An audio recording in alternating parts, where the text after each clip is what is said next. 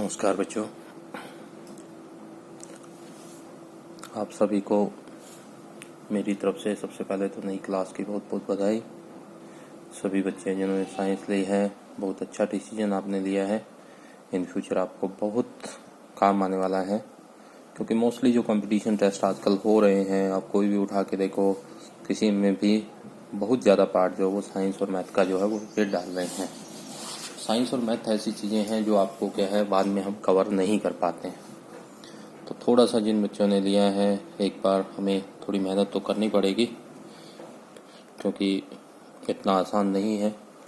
लेकिन धीरे धीरे आपको जैसे 10th क्लास में आपने लग रहा था, वैसे ये भी लगना स्टार्ट हो जाएगा।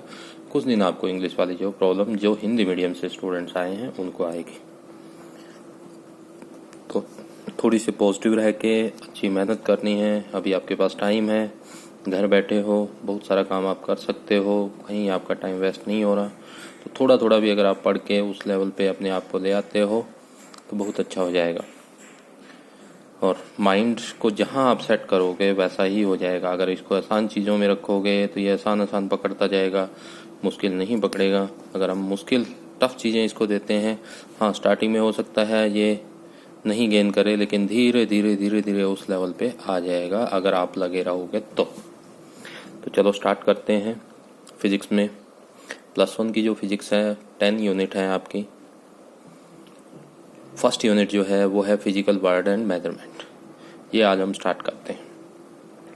तो स्टार्ट करने से पहले मैं सभी बच्चों को बता दूं कि कुछ बच्चों को ये नहीं है नॉन मेडिकल या मेडिकल का। तो साइंस की मेनली 3 ब्रांच हैं, फिजिक्स, केमिस्ट्री और biology. Up to 10th standard आप तीनों पढ़ते हो साइंस के अंदर। अगर ये तीनों की तीनों स्ट्रीम अब +1 में आपकी अलग अलग हैं, तीनों लेते हो तो वो मेडिकल हो जाएगी। अगर मैथ बायो की जगह अगर आप मैथ ले लेते हो, बायोलॉजी की जगह मैथ ले लेते हो, बाकी 2 वैसे के वैसे, मतलब फिजिक्स, केमिस्ट्री और मैथ, तब आपके पास क्या है नॉन मेडिकल बन जाती है। तो जिन बच्चों का मैथ अच्छा है वो नॉन मेडिकल ले सकते हैं। जिन बच्चों को ये होता है कि मैथ नहीं, मैं तो बायो पढ़ना चाहता हूँ, तो वो बायोलॉजी लेके हमारे पास वो मेडिकल में आ जाएगा। तो चलो बच्चों करते हैं स्टार्ट। थोड़ा सा मैं अच्छे से कोशिश करूँगा, कुछ आप करना। जहाँ भी प्रॉब्लम आए आप मुझसे पूछ सकते हो, कोई दिक्कत वाली बात नहीं है, आराम से। तो क्या है देखो, पहले बात करते हैं हम फिजिक्स की। क्या होती है फिजिक्स? फिजिक्स जनरली क्या है, साइंस की वो ब्रांच है जिसमें हम स्टडी करेंगे नेचर और नेचुरल फिनोमेना। नेचर के बारे में, आसपास चीज़ें कैसे क्या हो रही हैं, किस तरह से हमारे पास हो रही हैं, जैसे दिन रात कैसे बन रहे हैं, सोलर इक्लिप्स कैसे है, सूर्य ग्रहण, लूनर इक्लिप्स कैसे लगता है, स्टार्स कैसे हैं, कौन सा जो प्लेनेट हैं वो सन के अराउंड कैसे रिवॉल्व हो रहे हैं। मतलब नेचर के जितने भी फिनोमिनन हैं आसपास जो हैं, किस तरह से नेचर जो है वर्क कर रही है, वो सारा कुछ जिस ब्रांच में आप स्टडी करते हो। कोई ऑब्जेक्ट चल रहा है तो वो कैसे चल रहा है, वो रुक गया है तो क्यों रुक गया है, कौन सा फोर्स उस पर अप्लाई हो रहा है, ये सारा जो हम स्टडी करेंगे वो जिस ब्रांच ऑफ साइंस में हम स्टडी करेंगे उस ब्रांच को हम बोल देते हैं फिजिक्स। मेनली देखो फिजिक्स में हमारे पास के हैं 2 जो मेन हमारे पास के हैं पार्ट्स हैं, डोमेन ऑफ इंटरेस्ट जो है जिनमें हम स्टडी करते हैं। एक होते हैं मैक्रोस्कोपिक पार्टिकल और दूसरे हैं माइक्रो। मैक्रो का मतलब जो बहुत लार्ज स्केल पे हों, बहुत बड़े जो हैं स्केल के हों, जैसे आपने प्लेनेट की बात कर ली, स्टार्स की बात कर ली, बड़े ऑब्जेक्ट्स हैं, सेल्सियस बॉडी जो हैं हमारे पास, उनके बारे में अगर हम बात करते हैं तो वो है मैक्रोस्कोपिक। और एक आ जाओ छोटे पे, एटम आ गया, इलेक्ट्रॉन आ गए, प्रोटॉन आ गए, न्यूट्रॉन आ गए, छोटे छोटे ऑब्जेक्ट्स बहुत छोटे जो है वो। माइक्रो का मतलब माइनर, बहुत छोटे। मैक्रो बड़ा, माइक्रो छोटा, बहुत छोटा जो है हमारे पास है। तो इसके अकॉर्डिंग हम फिजिक्स की फिर फर्दर हमारे पास के हैं मेनली 2 पार्ट्स में हम डिवाइड कर सकते हैं। जहां हम मैक्रोस्कोपिक ऑब्जेक्ट के बारे में स्टडी करते हैं वो है क्लासिकल फिजिक्स। वो क्या बन जाएगी आपकी? Classical physics. ये सिलेबस में तो नहीं पूछेंगे आपसे, लेकिन हमें क्या है फर्दर हम बार बार जो है वो यूज़ करेंगे। मॉडर्न फिजिक्स पढ़ रहा हूँ, मैं ऑप्टिक्स पढ़ रहा हूँ, मैं क्लासिकल फिजिक्स में है, तो वो सारा कुछ आपको थोड़ा सा क्लियर हो, इसलिए मैंने जो है वो फर्स्ट में वीडियो में बस जस्ट बेसिक आपको बताने की कोशिश की है। तो क्या है जो हमारे पास है कि जिसमें लास्ट साल पार्टिकल के बारे में हम स्टडी करेंगे, वो हमारी कौन सी आ जाएगी, क्लासिकल फिजिक्स।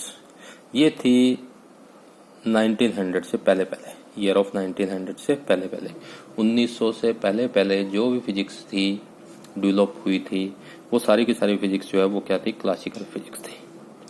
उसके बाद आ जाती है दूसरी डोमेन, माइक्रोस्कोपिक। मैं बता चुका हूँ आपको, बहुत छोटे ऑब्जेक्ट्स के बारे में जिनमें आप स्टडी करोगे, वो हमारे पास क्या है, माइक्रोस्कोपिक पार्टिकल्स के बारे में जिसमें स्टडी करें। और इसको बोलते हैं मॉडर्न फिजिक्स, जिसमें हम proton, electron, atom, nuclei, other elementary जो पार्टिकल्स हैं उनके बारे में स्टडी करेंगे। और ये जो थी 1900 के बाद की जो फिजिक्स है, जो बाद में डेवलप हुई 1900 से, उसको हमारे पास हम क्या बोल देते हैं, मॉडर्न फिजिक्स। क्लियर हुआ?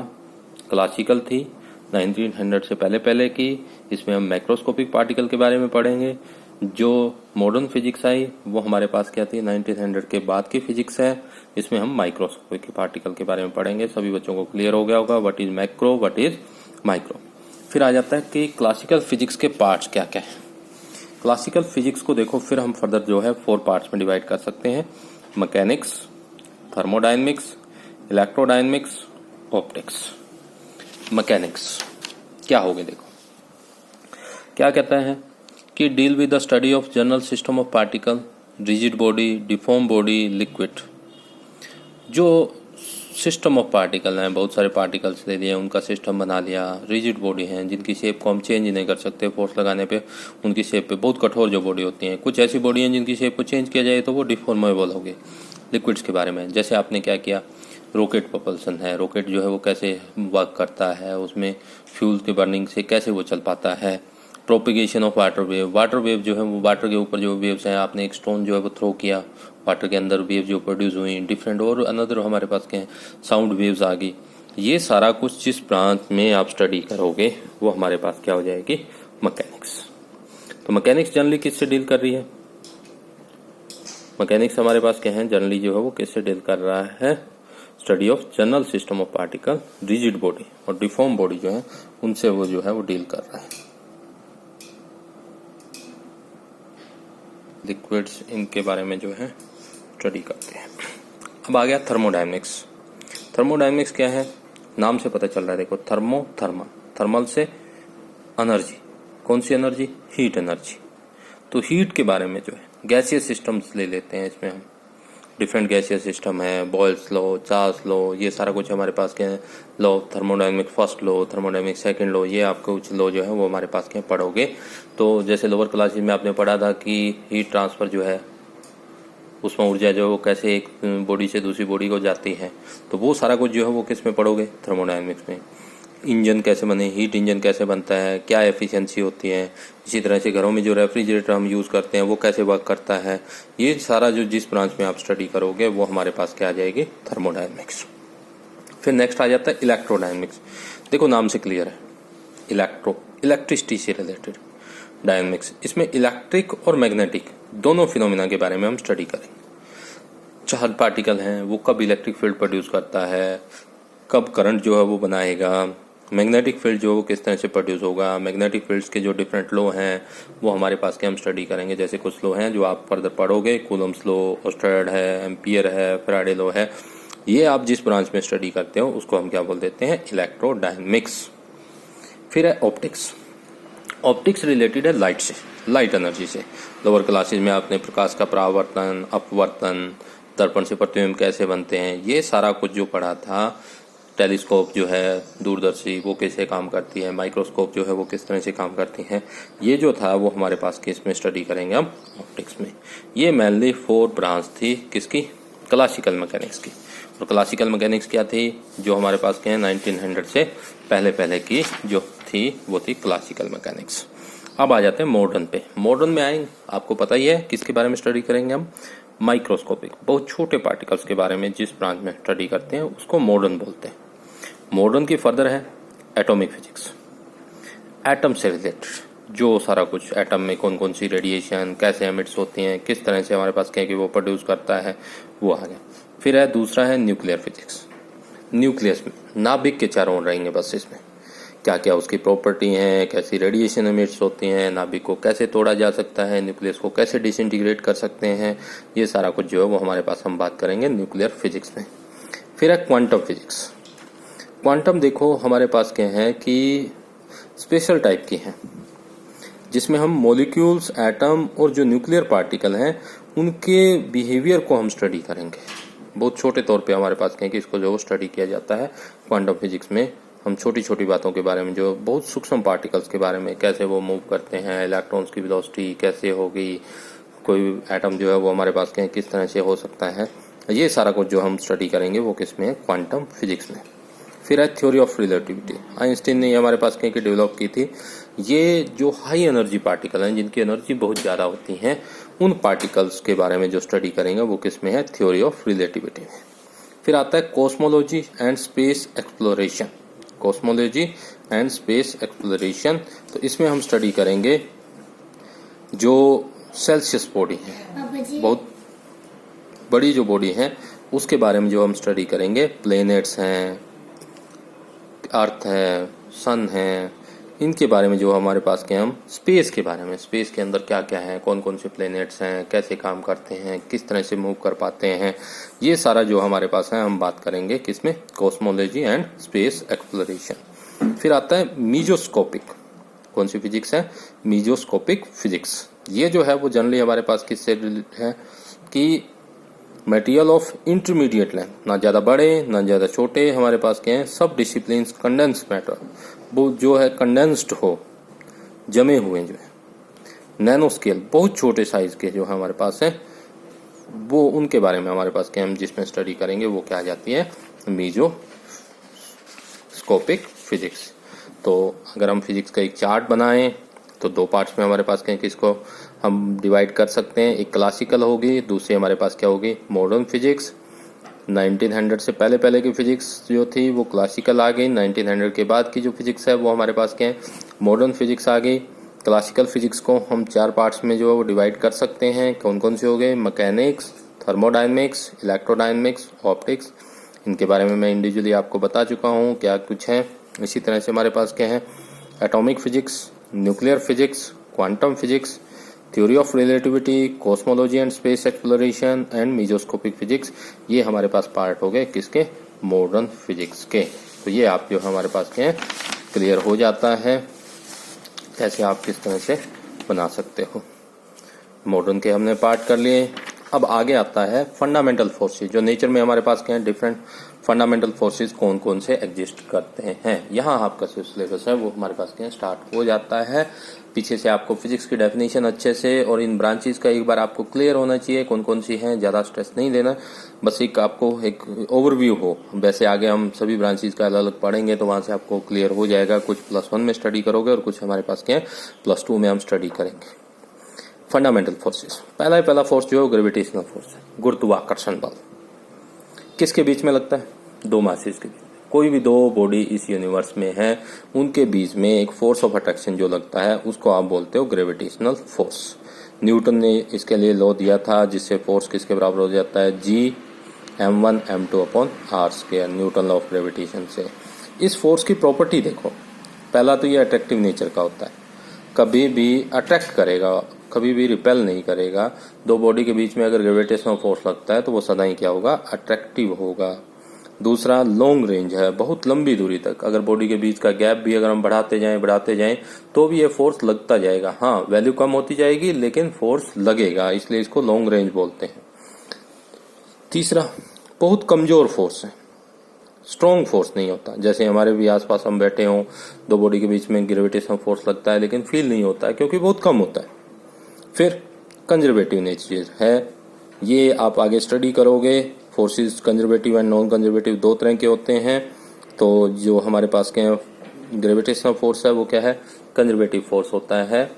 इसमें वर्क डन जो है वो हमारे पास क्या है, डिपेंड नहीं करता इनिशियल और फाइनल पोजीशन, ये जो नॉन कंजर्वेटिव होता है उसमें क्या है, पाथ पे डिपेंडेबल होता है वर्क डन। अगर फोर्स आप नॉन कंजर्वेटिव लगा रहे हो तो जो वर्क डन होगा वो पाथ डिपेंडेंट होगा। अगर वर्क डन पाथ इंडिपेंडेंट हो जाए, मतलब इनिशियल और फाइनल पोजीशंस पे डिपेंड करे, रास्ता क्या है उस पर डिपेंड ना करे, तब उस फोर्स को बोल देते हैं कंजर्वेटिव। तो ग्रेविटेशनल फोर्स से जो वर्क होगा वो बस ये देखेगा पहली पोजीशन क्या है, दूसरी क्या है, दोनों के बीच में बॉडी कैसे गई, किस तरह से गई, उसका कोई मतलब नहीं है। वर्क डन सभी केसेस में सेम आएगा, चाहे रास्ते कितने ही अपना ले, पहली और आखिरी पोजीशन आपकी बराबर होनी चाहिए। फिर सेंट्रल है, दो बॉडी के सेंटर को ज्वाइन जो करते हैं, अगर उस लाइन के अलोंग कोई फोर्स लगता है तो उसको सेंट्रल फोर्स बोलते हैं। तो जो हमारा ग्रेविटेशनल फोर्स है वो कैसा है, सेंट्रल फोर्स है। फिर दूसरे टाइप का फोर्स आता है वीक न्यूक्लियर फोर्सेस। ये जो फोर्स ऑफ इंट्रैक्शन है वो है एलिमेंट्री पार्टिकल में, जिनकी लाइफ बहुत छोटी हो, शॉर्ट लाइफ टाइम, जो बहुत छोटे छोटे पार्टिकल्स के बीच में जो है वो फोर्स लगता है, जिसको हम बोलते हैं वीक न्यूक्लियर फोर्सेस। प्रॉपर्टीज देखो, ये 10⁻25 टाइम्स स्ट्रोंगर है किससे, ग्रेविटेशनल से। ग्रेविटेशनल फोर्स में पहले ही बोल चुके हैं कि ये वीकेस्ट फोर्स है नेचर का, तो इससे 10⁻25 टाइम्स स्ट्रोंगर है कौन सा, वीक न्यूक्लियर फोर्सेस। दूसरा लेप्टॉन और मिजोन, ये हमारे पास क्या है, न्यूक्लियस के अंदर के पार्टिकल्स की बात कर रखी है इसने, कि उनके बीच में हमारे पास क्या है कि ये एग्जिस्ट करता है। क्लियर हुआ। फिर नेक्स्ट आ जाता है हमारे पास इलेक्ट्रोमैग्नेटिक फोर्स। ये फोर्स जो है वो चार्ज पार्टिकल के बीच में लगेगा। दो चार्ज हैं, चाहे पॉजिटिव हो नेगेटिव हो, एक पॉजिटिव दूसरा नेगेटिव हो, उनके बीच में अट्रैक्टिव या रिपल्सिव एक जो फोर्स लगता है उसको हमारे पास हम क्या बोलते हैं, इलेक्ट्रोमैग्नेटिक फोर्सेस। ये जो फोर्स है वो है F = 1/4πε0 Q1 Q2/r²।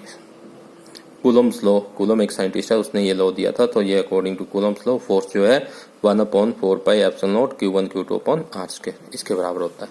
प्रॉपर्टी देखो, लॉन्ग रेंज होता है, लंबी दूरी तक लगता है, सेंट्रल फोर्स है, दोनों चार्जेस को जो सेंटर को जो लाइन ज्वाइन करेगी उसके अलोंग लगेगा, 10⁻36 टाइम स्ट्रोंगर है किससे, ग्रेविटेशनल फोर्स से। फिर अट्रैक्टिव और रिपल्सिव दोनों हो सकते हैं, जैसे ग्रेविटेशनल फोर्स तो क्या था, अकेला अट्रैक्टिव था, ये अट्रैक्टिव भी हो सकता है, रिपल्सिव भी हमारे पास हो सकता है। ये भी कंजर्वेटिव नेचर का है, जैसे ग्रेविटेशनल फोर्स कंजर्वेटिव नेचर का था उसी तरह से ये भी है। फिर है फोर्थ हमारे पास स्ट्रॉन्ग न्यूक्लियर फोर्सेस। ये जो फोर्स है वो हमारे पास के हैं न्यूट्रॉन्स और प्रोटॉन्स को। जो न्यूट्रॉन और प्रोटॉन हमें पता है न्यूक्लियस के अंदर क्या क्या होता है, न्यूट्रॉन्स होते हैं, प्रोटॉन्स होते हैं। अब न्यूट्रॉन और प्रोटॉन को न्यूक्लियस के अंदर कौन बांधे रखता है, बाउंड अप कौन रखता है, वो जो फोर्स है उसको हम बोलते हैं स्ट्रॉन्ग न्यूक्लियर फोर्सेस। ये स्ट्रॉन्गर है 10⁻38 टाइम स्ट्रॉन्गर है किससे, ग्रेविटेशनल फोर्स से। शॉर्ट रेंज है, दूरी ज़्यादा दूरी तक नहीं लगते, बहुत कम दूरी तक अप्लाई होते हैं। थोड़ी सी अगर हम दूरी बढ़ा दें, मतलब न्यूक्लियस से अगर हम बाहर आ जाते हैं तो इनकी वैल्यू क्या हो जाती है, 0 हो जाती है। तो रेंज ज़्यादा नहीं है, जैसे पीछे वाले लॉन्ग रेंज थे, बहुत दूरी तक लग रहे थे इलेक्ट्रोमैग्नेटिक फोर्स, ये लॉन्ग रेंज नहीं है। फिर चार्ज पे डिपेंड नहीं करता, मतलब उतना ही तो हमारे पास क्या है, ये फोर्स लगेगा प्रोटॉन और प्रोटॉन के बीच में, उतना ही लगेगा प्रोटॉन और न्यूट्रॉन के बीच में, उतना ही लगेगा न्यूट्रॉन और न्यूट्रॉन के बीच में। चार्ज है नहीं है उस पर डिपेंडेबल ये नहीं होता। These forces inverse square law, जैसे देखो ऊपर अगर हम बात करें, इससे अगर हम क्लियर करें तो F जो है वो हमारे पास यहाँ से क्या आ जाता है, इनवर्सली प्रोपोर्शनल है किसके, r² के। ये इनवर्स स्क्वायर लॉ है कि जो डिस्टेंस है उसके स्क्वायर के इनवर्सली प्रोपोर्शनल है। डिस्टेंस को बढ़ाते जाओगे फोर्स हमारे पास कम होता जाएगा, वैसा यहाँ नहीं है हमारे पास। क्या है, ये उस चीज को ओबे नहीं करता, इनवर्स स्क्वायर लॉ को ओबे नहीं करता। फिर कुछ नेचर में हमारे पास क्या है, फिजिकल लॉ हैं कंजर्वेशंस के। ये शायद आपने लोअर क्लासेस में पढ़ा है, law of conservation of energy, law of conservation of linear momentum, संवेग का संरक्षण का नियम, एनर्जी संरक्षण का नियम, ये दोनों आप पढ़ चुके हो। ये आपके लिए नया आएगा आगे, law of conservation of angular momentum और law of conservation of charge. तो ये हमारे पास कहीं कंजर्वेशन के लॉ जो है वो पढ़ेंगे। आज के लिए इतना ही। अच्छे से ध्यान से सुनना, ढंग से समझना, नोट्स में आपको भेज चुका हूँ और ध्यान से करना। थोड़ा सा हमने स्टार्ट किया है, देखना कुछ क्या कुछ समझ आ रहा है। एक बार में शायद कुछ कम समझ आएगा, लेकिन दोबारा इसको सुनना, दोबारा देखना, इनको बार बार पढ़ने की कोशिश करना। थोड़ा टाइम स्टार्टिंग में ज़्यादा लगेगा लेकिन आपको क्लियर हो जाएगा। Thank you.